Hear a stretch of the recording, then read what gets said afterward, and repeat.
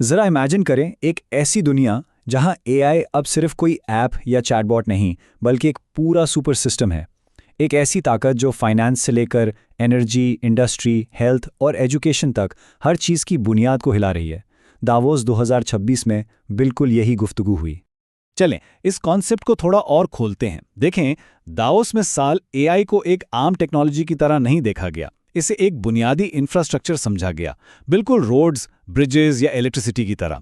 एक ऐसा प्लेटफॉर्म जिस पर पूरी ग्लोबल इकोनॉमी का अगला चैप्टर लिखा जा रहा है।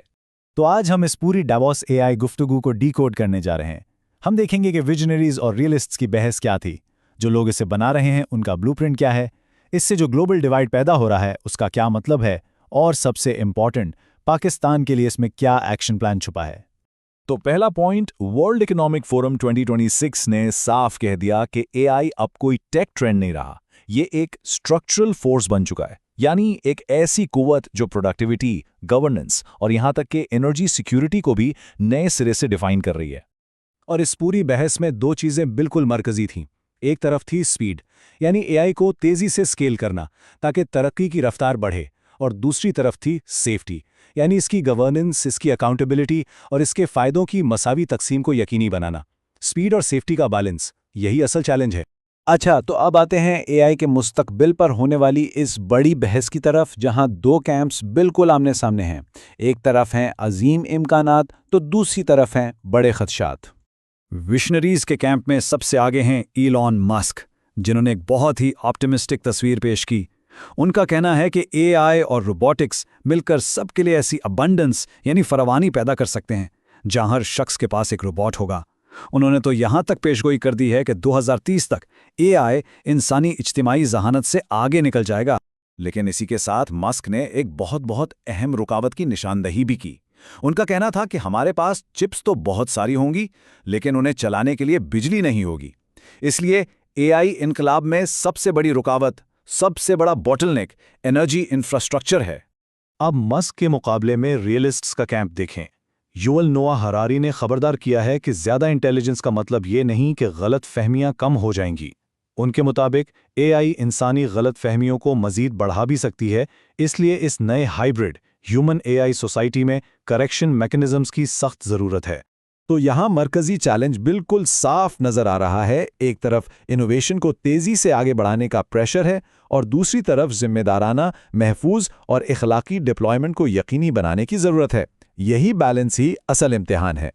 यहां जरा रुक कर सोचते हैं, अगर एआई की तरक्की का सारा दारोमदार एनर्जी पर है, तो पाकिस्तान जैसे मुल्कों के लिए अपनी एआई स्ट्रैटेजी का पहला चैप्टर एनर्जी पॉलिसी से ही क्यों शुरू होना चाहिए?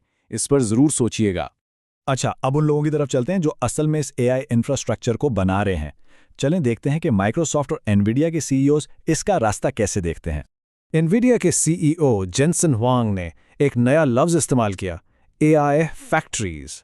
उनके मुताबिक ये एक बिल्कुल नए किस्म का इंफ्रास्ट्रक्चर है जो इंटेलिजेंस को बड़े पैमाने पर पैदा करने के लिए बनाया जा रहा है, और उनका कहना है कि ये इंसानी तारीख का सबसे बड़ा इंफ्रास्ट्रक्चर बिल्डआउट बन रहा है।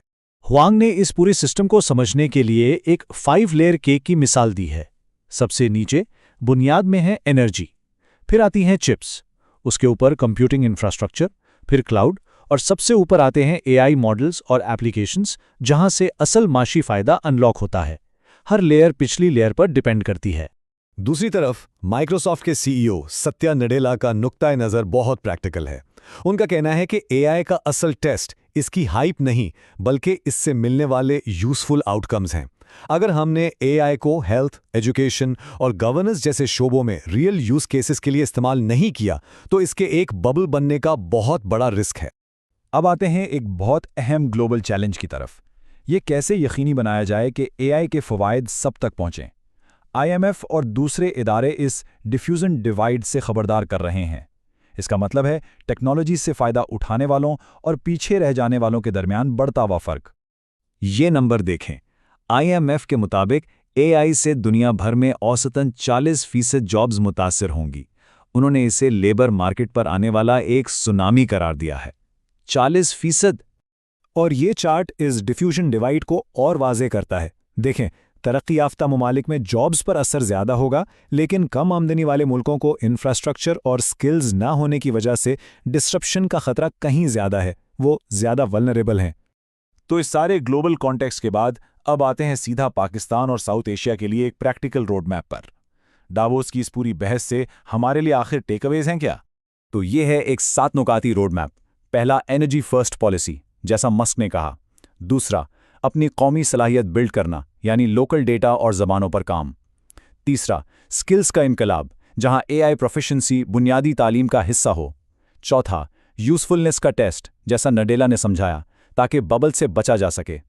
पांचवां, हिफाजती करेक्शन मैकेनिज्म्स लगाना। छठा, डिफ्यूजन डिवाइड को कम करना, यानी कंप्यूट और डेटा तक रसाई आसान बनाना। और सातवां, सेक्टर्स में छोटे टास्क के बजाय बड़े मकासद पर फोकस करना। हर नुक्ता डावोस के लीडर्स की इनसाइट से डायरेक्ट लिंक करता है। तो चलिए इस पूरी गुफ्तगू को अब समराइज करते हैं और देखते हैं कि वो कौन से की मैसेजेस हैं जो हमें याद रखने हैं। डावोस 2026 का मरकजी पैगाम ये था, एआई अब एक सिस्टम लेवल इंफ्रास्ट्रक्चर है। इसकी बुनियाद एनर्जी और कंप्यूट पर है। इसे तेजी से बढ़ाना है, लेकिन हिफाजत और गवर्नेंस के साथ। एआई टूल्स में महारत अब बुनियादी तालीम का हिस्सा बनती जा रही है, और आखिर में हर मुल्क को अपनी एआई सलाहियत खुद बनानी होगी। तो अब सवाल ये उठता है, इन सब बातों की रोशनी में पाकिस्तान के लिए एआई का सबसे बड़ा मौका क्या हो सकता है? कमेंट्स में इस पर अपनी राय ज़रूर शेयर करें। इस तरह के मज़ीद ब्रेकडाउन्स के लिए इस चैनल को लाइक और सब्सक्राइब करना ना भूलें। अगली बार हम खास तौर पर पाकिस्तान की एआई पॉलिसी, एनर्जी, स्किल्स और गवर्नेंस पर एक गहरा तज्जिया पेश करेंगे। हमसे जुड़े रहिए।